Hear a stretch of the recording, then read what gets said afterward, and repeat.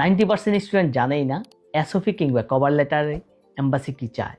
SOP কিংবা cover লেটারের কারণে আপনার ভিসা রিজেকশন হতে পারে।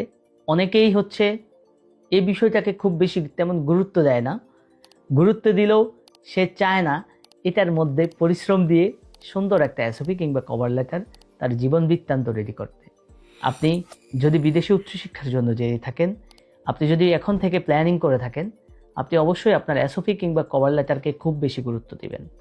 আপনার যে ডকুমেন্টসগুলো খুব বেশি গুরুত্বপূর্ণ, এম্বাসি যে রিকোয়ারমেন্ট আছে, যে ডকুমেন্টসগুলো এম্বাসি চায় কিংবা ইউনিভার্সিটি চায়, অবশ্যই প্রত্যেকটা ডকুমেন্টসকে আপনি গুরুত্ব সহকারে দেখতে হবে। এসওপি কভার লেটারে যে বিষয়গুলো অবশ্যই থাকা যাবে না, ইমোশনাল কোনো ড্রামা থাকা যাবে না, আপনার ফেক কোনো প্ল্যানিং থাকা যাবে না, অন্যের থেকে নিয়ে আসা কপি পেস্ট কোনো কিছু থাকা যাবে না। আপনি এআই এর মাধ্যমে আপনি একটা এসওপি কিংবা কভার লেটার রেডি করে দিলেন, এটা কখনোই দেওয়া যাবে না। কিংবা গুগল থেকে দেওয়া কিংবা অন্যের এসওপি কিংবা কভার লেটার দেখে সেটা রেডি করা। অবশ্যই এই বিষয়গুলো মাথায় রাখবেন। আপনার এসওপি কিংবা কভার লেটার এম্বাসি কি চায়।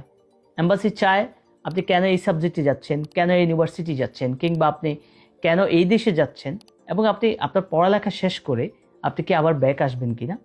এই বিষয়গুলা আপনার লজিক একটা প্ল্যান, আপনার প্রত্যেকটা বিষয় খুব সুন্দরভাবে আপনার এসওপিতে লিখতে হবে।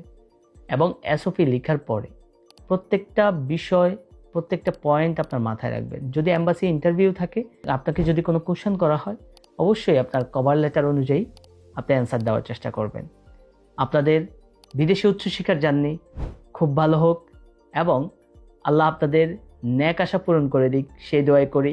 আপনার যদি এসওপি কিংবা কভার লেটার আপনি রিভিউ করতে চান, আপনি ড্রিম ডেস্টিনেশন ইন্টারন্যাশনালের মেইল করতে পারেন।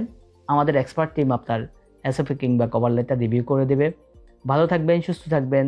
আপনাদের জন্য দোয়া এবং ভালোবাসা রইল। আমাদের জন্য অবশ্যই দোয়া করবেন। আসসালামু আলাইকুম।